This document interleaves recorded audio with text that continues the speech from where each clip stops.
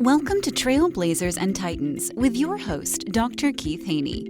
Trailblazers and Titans is your go-to podcast for insights, inspiration, and actionable advice from the world's most successful entrepreneurs and leaders. Each episode features in-depth interviews with industry pioneers, innovative thinkers, and business moguls who share their journeys, challenges, and strategies for success.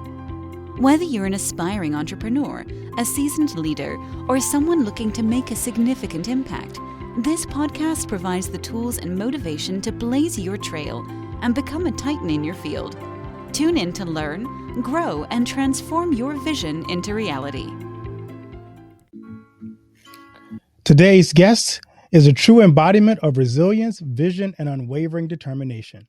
Born in Nazi-occupied Holland during the Second World War, John Brink's earliest memories include foraging for food and surviving the trauma of war. At just 5 years old, he made a life-changing decision to one day live in the land of heroes, Canada. Fast forward to today, and John Brink is a Canadian business icon with only $25.47 in his pocket, no English, and no connections. He arrived in Prince George, British Columbia in 1965. What followed is nothing short of remarkable. John Brink, Forest Products Ltd., he built it from the ground up, pioneering innovations in lumber manufacturing and becoming the largest producer of finger-jointed studs in North America. But John's impact goes far beyond just business. He's a philanthropist, a mentor, and a fierce advocate for workforce development and education. He's donated millions to trade training, supported hundreds of athletes, and challenged industry norms to create lasting change. He's been honored with the Order of the British Columbia, an honorary doctorate of laws, and has left an indelible mark on Canada's forestry sector and beyond. Get ready for an inspiring conversation about grit, gratitude, and the power of purpose. Please welcome the remarkable John Brink to the podcast. Welcome to the podcast, John. Thanks, Keith. Pleasure to be here. Pleasure to be here, too. Let me ask you my favorite question, John, and that's what's the best piece of advice you've ever received? Probably the best piece of advice was two, actually. The one was, when I was 5 years old and I met the Canadians and I started to, although I couldn't speak English, interacted with them, that gave us food and liberated us during the Second World War in northeastern Holland. It made such an impression on me that I knew once I grew up I would go to the land of my heroes. The other part was that, that's the best advice, is that I couldn't speak English. I was not a very good communicator. And when I was 50 years old, being successful in business, but still having issues with communication skills, somebody suggested I go to Toastmasters. And I did. I stayed there for 10 years and became a distinguished Toastmaster, which is the highest level in Toastmasters. And those two events changed my life. Wow, that's amazing. Love that story. So, John, let's talk about your journey beginning in war-torn Holland. Can you take us back to the moment in 1945 when Canadian soldiers liberated your village and how that shaped your dream to move to Canada? So, as I indicated, I was born in 1940, November the 1st, 1940. So that means in a month and a half, I will be 85 years young. And so I'm now living in Canada for the last 60 years. I left for Canada in 1965. As you indicated, it was very little things. I had $25.47 when I arrived here, but I had the dream of going here. The other dream was to build a lumber mill. I did that as well. So taking us back to 1940, that was the time that the dictator in Europe was Adolf Hitler, who had decided to invade and take Poland and make it part of Germany in 1939. And then his focus next was on the rest of Western Europe. My mom and dad were married in 1938. They were in love. My dad had a job. They rented a beautiful house. Very quickly, they had a boy and a girl. And then my mom, early 1940, was pregnant with me. And then my dad was called into the Dutch army. And the last time that they saw him was just before the bombing of Rotterdam. And for 5 years thereafter, they wouldn't know if he lived or died. And so for my mom, very difficult, very, very challenging. And so the first thing that I remember at about 3.5 years old, the Allied forces were bombing the infrastructure of the German machinery that they manufactured for the war in the north, close to the North Sea, Hamburg, Bremen, Kiel, all those areas. And we were in northeastern Holland. And so, my mom would take us outside in the evenings on a flat roof behind our house because she felt safer outside than inside. And overhead, we had day and night bombers, hundreds of them, 200, 300 bombers, a sound that I will never forget, were bombing the German infrastructure. And it's so, the reason that she put us on the deck watching this, in the distance we saw the cities, the sky was red of the cities burning that the Allied forces bombed. And so the reason that she took us outside, it was safer outside than inside. And and then for the next number of years, what I remember is 1944. It was the hunger year. The Germans had cut off all the food supply to us, and a lot of vulnerable people, young and old ones, died during that period. And I remember well, being then about 4 years old, 4.5, that we would go, my brother, my sister, myself, every morning we would go with gunny sacks into the railroad yard, pick up anything edible and burnable. And the reason we did, the three of us, is because the Germans wouldn't shoot us, they boot us one. And then, we'd be back the following day. So the next one, obviously, that I remember is the liberation. But before that, as you can well imagine, the Allied forces, the U.S., Canada, and the UK landed in Normandy in the summer of 1944, and so they pushed their way through France. The Canadians went north, pushed their way to France, Belgium, and then the western part of Holland to the north where we lived, and things got pretty rough at that point. We saw far too much that we should not have seen. Dead bodies that, was commonplace, more or less. People being dragged out of their houses, and the Germans blowing up all the bridges behind them to slow down the Canadian forces, in this case, to catch up with them while they made their way to Germany. And so that part always stayed with me, and still today I'm affected by PTSD. It's still very much part of my life. The inner child issues, I got counseling for that in my 50th, and all of that still is part of my life even today. So I still remember the Canadian Army coming in and liberating us, and within a stone throw from the back of our house was a schoolyard. There were about 25 soldiers of the Canadian Army Red Cross, and we would go there every morning, and they would give us bread. The bread with cheese and butter, and the cheese and butter was bigger than the bread, and they were all our friends. We were there at daybreak, and we communicated, but we really didn't. We couldn't speak the language, but we did. And so it made such an impression on me that I knew from that point forward, once I grew up, I would go to the land of my heroes, Canada, and I did.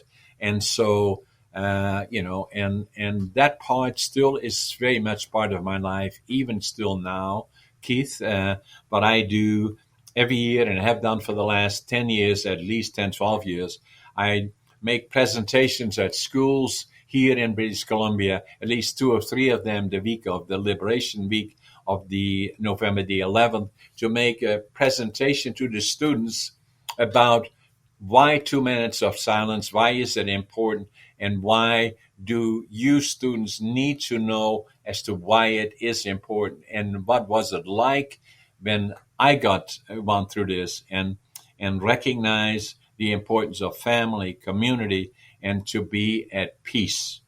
Because once there is war, for all those, respectfully, that may think that once the war is over, everything goes back to normal, it simply doesn't. and it may not for generations as it did with us.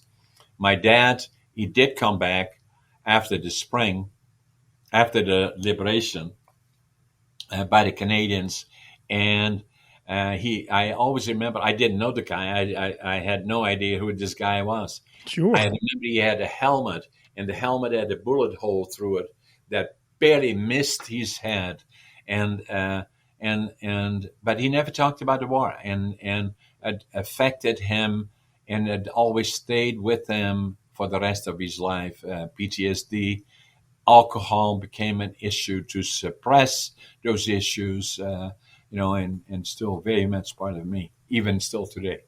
Wow. You lived through some extraordinary adversity, and the name of your book is Against All Odds. Kind of tell us what that means to you personally. This is the book, Against All Odds. What it means to me is that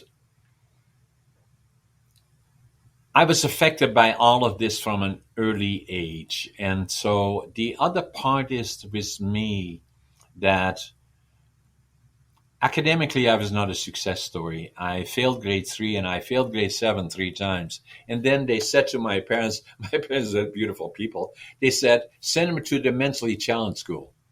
They said, no, we're not going to do that. and so at 12 and a half years old, they said, what we're going to do, because the teachers and other people, they can be very inconsiderate, for people that have challenges, and they would say, John is not bright, he will not amount to much as he grows up, maybe get him a labor job of some sort. And so my dad had a friend that had a furniture factory, so at 12 and a half years old, I went to the furniture factory to become a furniture maker. And I liked it. And but my dream still was to go to the land of my heroes, Canada, and then to struggle with myself as to who am I? Why am I so different from a lot of other people? And then I still felt that I was just as smart, not smarter than others. And so my dream was then to go to Canada, go to the west coast of Canada, because that's where all the timber is. And I wanted to build a sawmill and start with nothing. A suitcase, 3 books, 2 sets of clothes, very little money. And I flew into Montreal, took the train across Canada, 4 days, 5 nights. My God, can you imagine how long? And then I got off the train in Vancouver, went to the immigration department. I didn't speak English. But fortunately, there was a German fellow I could speak some German. I told him what I wanted to do, and he said, go to Prince George. That's where I am today. I can still virtually see from here the Greyhound station where I arrived. And I had my suitcase, 3 books, 2 sets of clothes, and I counted my money at least 3 times. I had exactly $25.47. But I did have lots of, couldn't speak language, didn't know soul, didn't have a job. Attitude. I've always been, even in adversity within my little world, I had a positive attitude. The other one is passion. I love whatever I do, I give it 125%. Work ethic, even still today, I'm the hardest working fellow around even my organization. I get up at 5:30 in the morning. I always make my bed, and I always think I'm late. But the foundation is attitude, passion, work ethic, but will follow is success. And that is my foundation, and that's what I did, and gradually built different companies. It's not about that, but about 10 different companies. And then people said to me, you should write a book about this, all the interesting life that you have had. And as you know, writing books is not easy. So for about 20 years, I started, stopped. And then I knew already in my mid-70s or latest part 70, if I don't do it now, it will never happen. So I started then writing Against All Odds. It took me 80 years to live it, 20 years to think about it, 2.5 years to write it. And it's not about hurrah, how successful John is. It's not about that. It's through all the ups and downs along the way. And so that's what I did with this one. And then the other part that had an impact on me is that when I was 57 years old, I was already here. I came here when I was 24. When I already was here for 34 years, I went into a bookstore here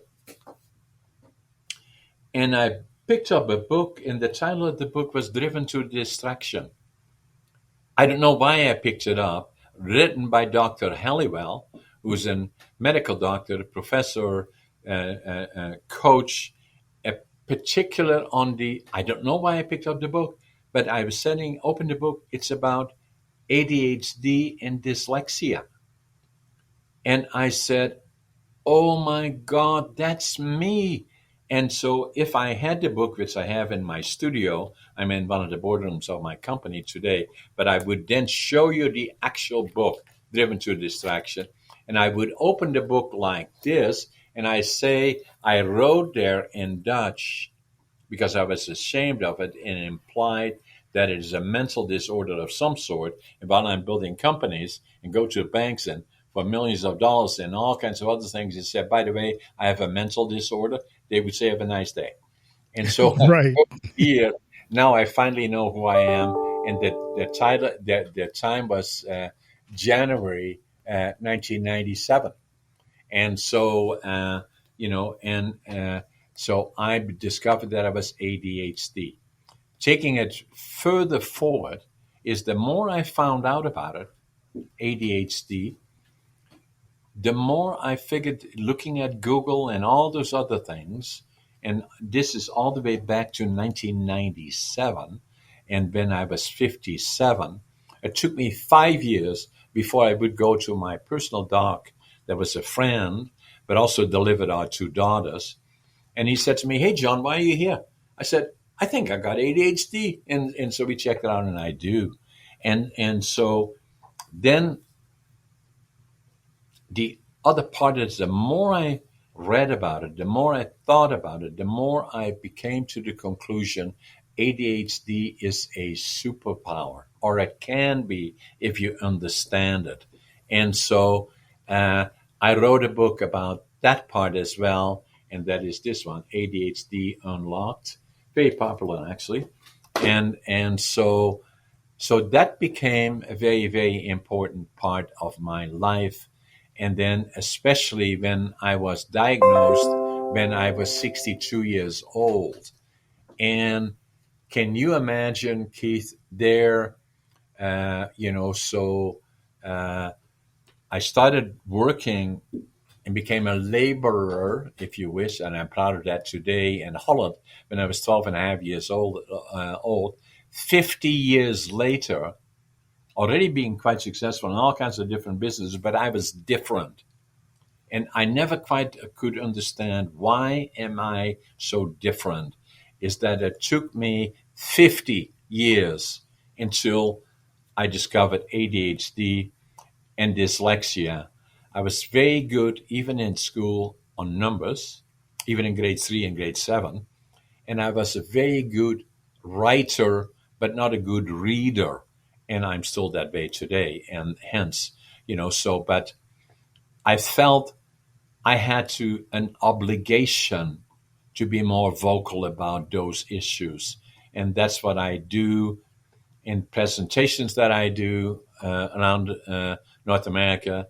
And I do raise the issue, not solely on my podcasting. I'm quite active as a podcaster.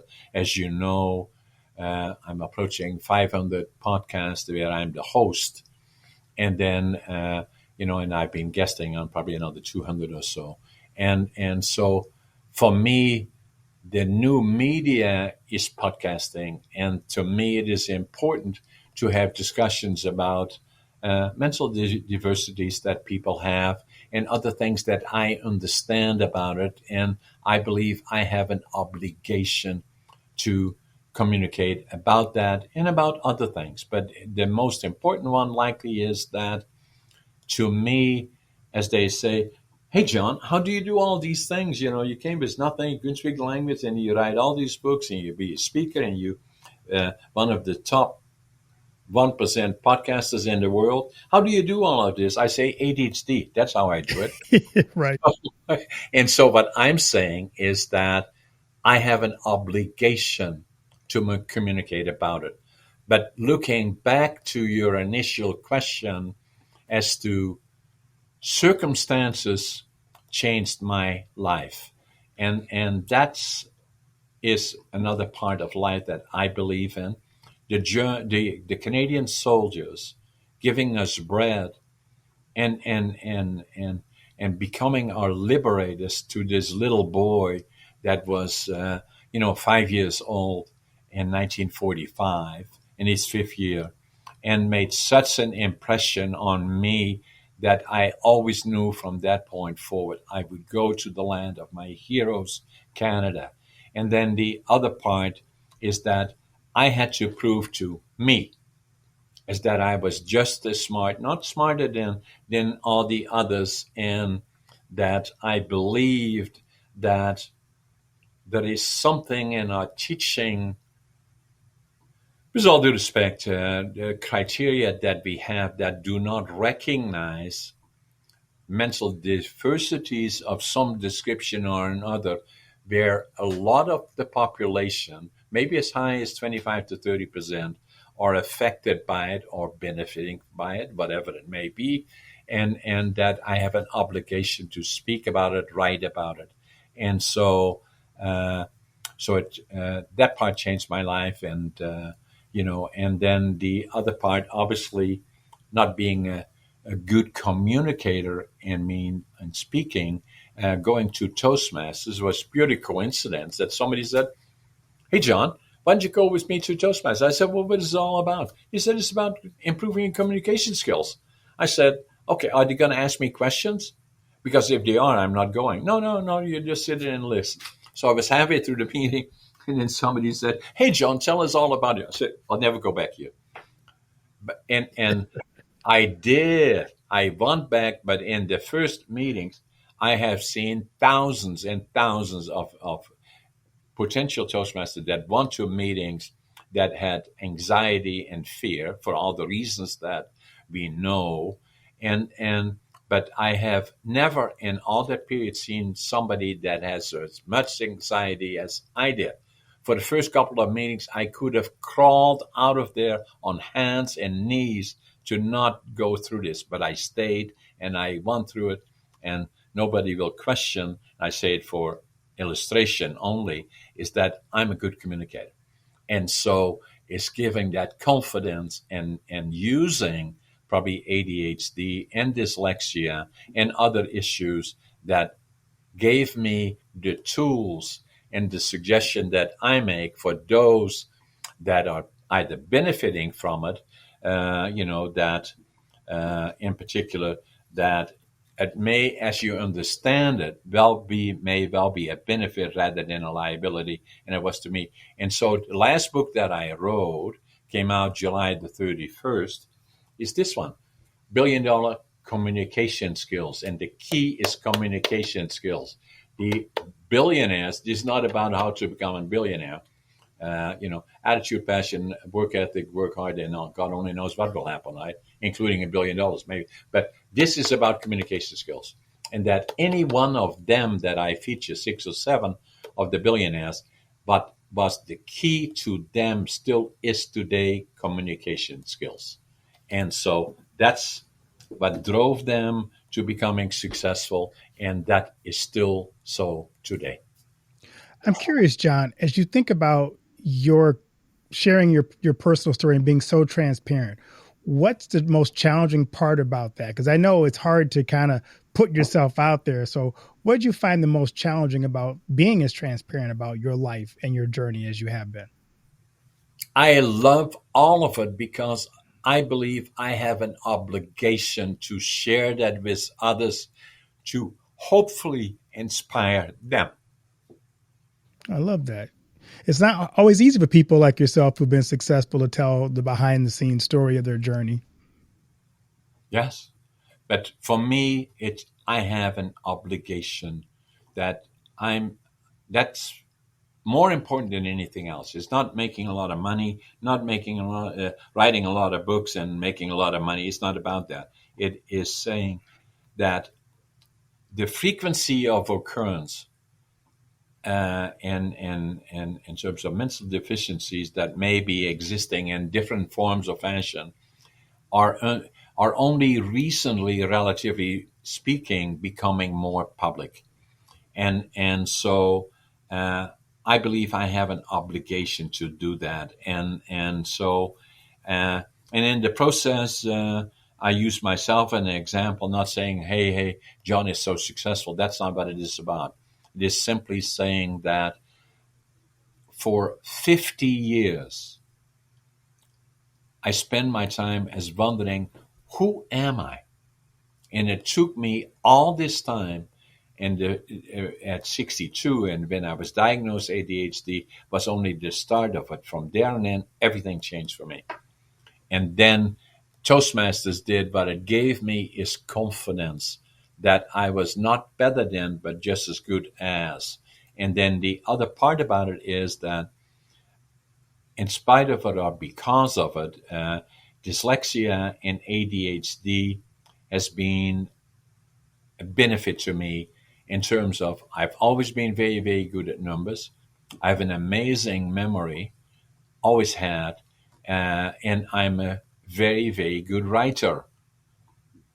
But even now still, I'm not a good reader. And so when I give presentations that I may use some points, but I do most of my presentations is not because I studied it for 2 weeks or so, but are very, very genuine and, and they come relatively easy to me. And again, for the same objective, that when there is 1,000 kids sitting there, and that happens many, many times, of a school all the way from the lower grades up to high school, and in a room, and I can share with them my experience, although it's even still emotional for me, and with them, then in the beginning, people would say that, you'll never keep them quiet, and if I'm there, not because I'm so good, but it comes from the heart, and I share that with them, you could hear a pin drop. I'm curious, as you think about your entrepreneurial journey, is there one major decision, one single moment that seemed to really shape your entrepreneurial journey?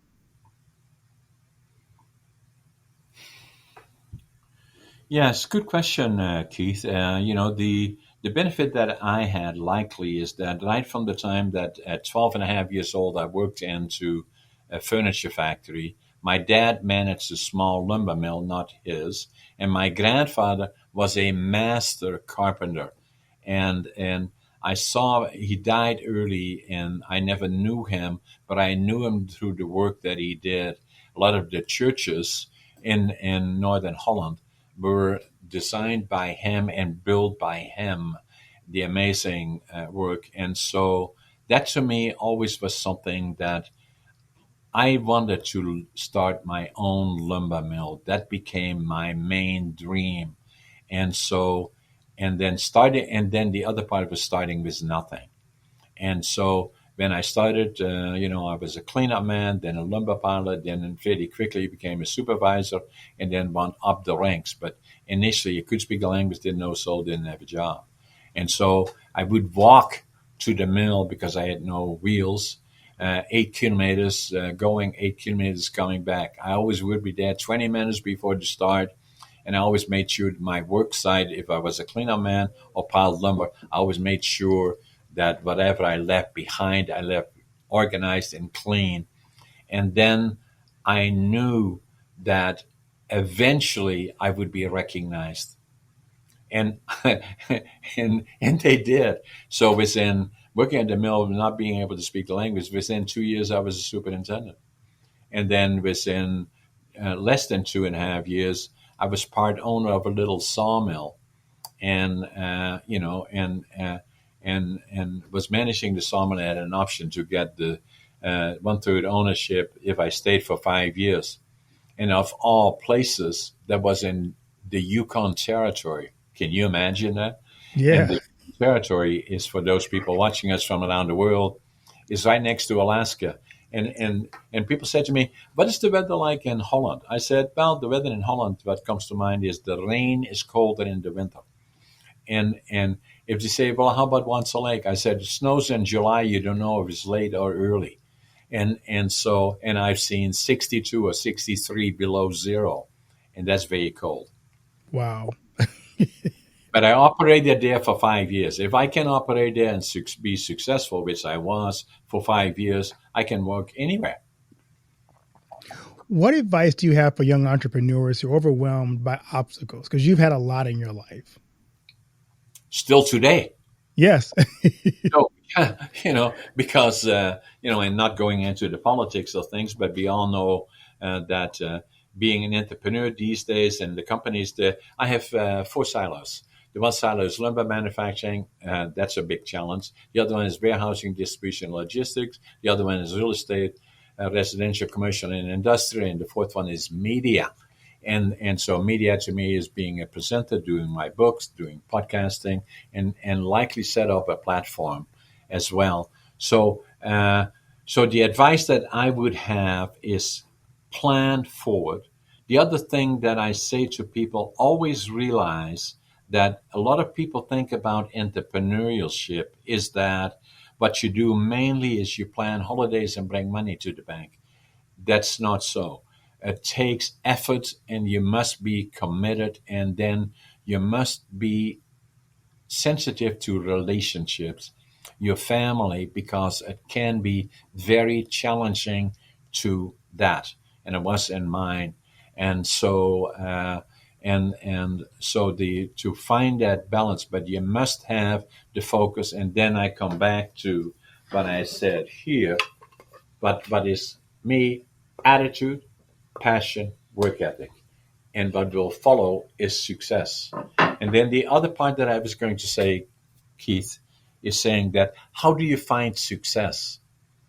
Is saying that the interesting part about success, it will find you. You just have to be able to recognize it. And then you have to make sure that you're prepared. But the more that you prepare in advance, get to know about it, watch podcasts like we do, read books about people that have been involved, and wherever the opportunity presents itself, speak to others that are successful. Because so many people now, in the world, and I saw a show in North America, one of the stations, is saying that 75% of the people that work in the United States, and I believe Canada would be the same, don't like the jobs. And 70% of the 75 are looking for other jobs. And so when I give presentations about business to high schools, colleges, university, but I usually say to some of them, what you going to do when you finish theater? And a lot of them say, I don't know. And I say it's important to think about that because you have to find your passion.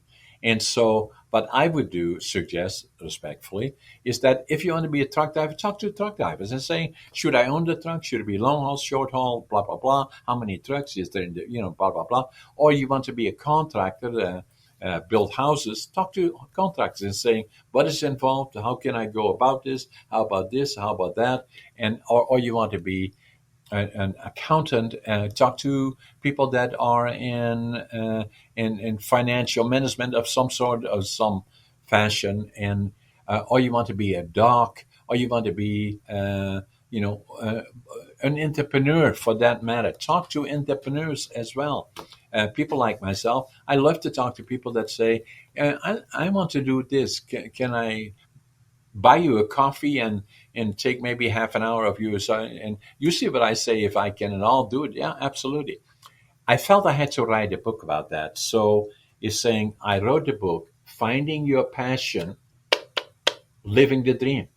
And that's what it is about that. And then saying, okay, John, you've been working now for you're nearly 85 years old. You started working maybe at 12 and a half.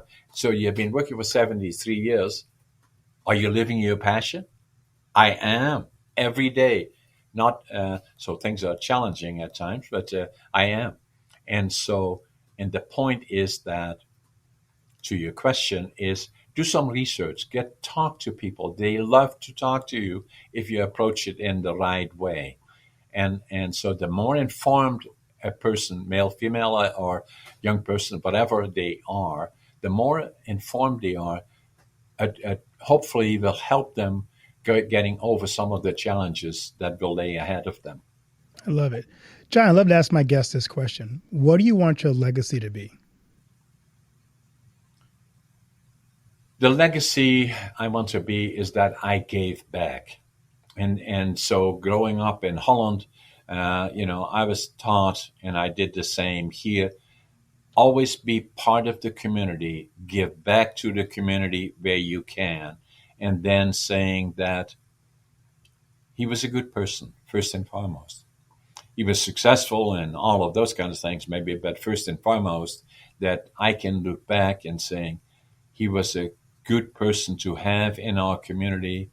I'm proud to be a Canadian, and I'm proud to be in the businesses and helping others where they may have had challenges. And that, to me, is the legacy more than anything.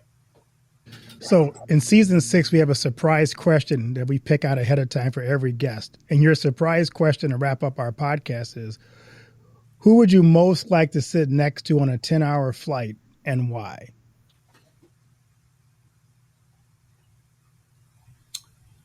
Yeah, probably Zuckerman or Elon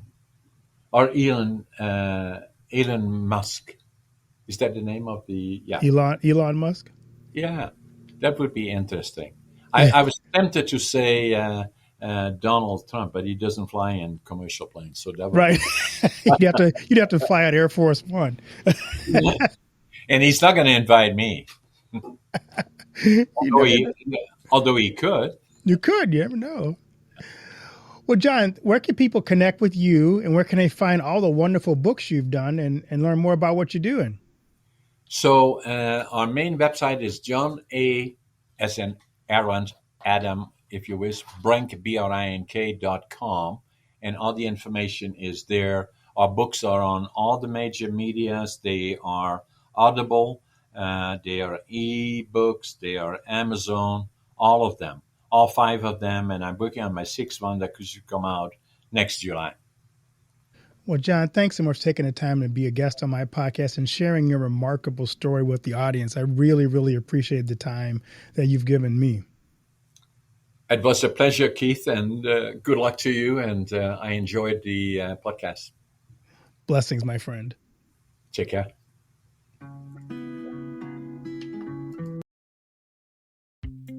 Thank you for tuning in to this episode of Trailblazers and Titans. If you enjoyed our conversation and found value in the insights shared, please subscribe to our podcast and leave us a review. Your feedback helps us reach more listeners and continue bringing you the stories of the world's most inspiring leaders. Don't forget to follow us on social media for updates and exclusive content. Join our community of Trailblazers and Titans, and let's continue to learn, grow, and transform our visions into reality together. Until next time, keep blazing your trail and striving for greatness.